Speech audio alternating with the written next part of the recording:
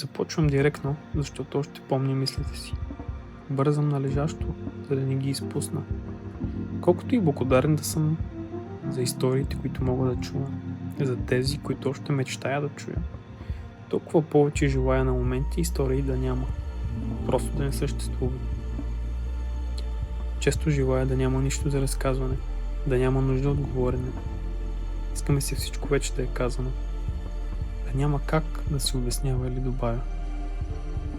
Колкото и да обичам историите и хората, които ги разказват, толкова не мога да говоря понякога. Толкова не мога да слушам. Толкова искам да не ми се налага. А все така след хора да си остана. Да продължа да съм заобиколен от природните човеци. Те също да са задоволени с мълчанието си. Все да знаят и нужда да няма. Все всичко сме си казали. Сега да стоим и да берем ефекта на това наше говорене от деве. Нека ни една дума не изговаряме, когато трябва, а често трябва, знам.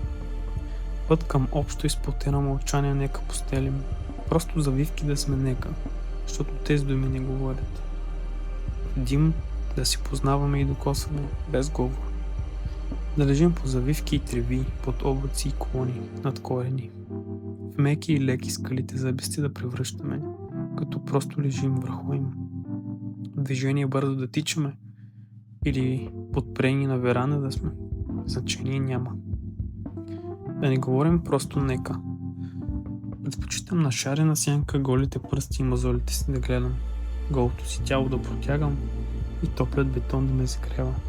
Да правя опити, слънцето да стигна, да гледам как то също протяга своите ръце. Всичко покрай мен да се мести, леко да трепти. Така и аз да се движа, с малките храсти и шарената сянка да си махаме сърце.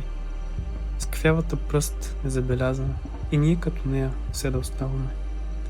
Това да са нашите истории. Там ми трябва само да се намирам.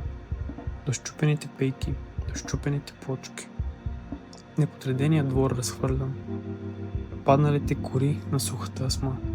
До неизхвърлените отрязани пръчки. До изсухналото грозде. До почките на земята, така криви и забати. До всичко грозно и захвърлено. До всичко, на което не се обръща внимание, не се говори. Само там мога да слушам и искрено да разказвам, без да ми се налага да говоря, без да се изисква да го правя. Само там мога да притежавам себе си по-истински, без да размивам образа си с нечий друг, без да се изисква да знам, що значи думата образ. Друг блян, друг въпрос, друга история за своя неща.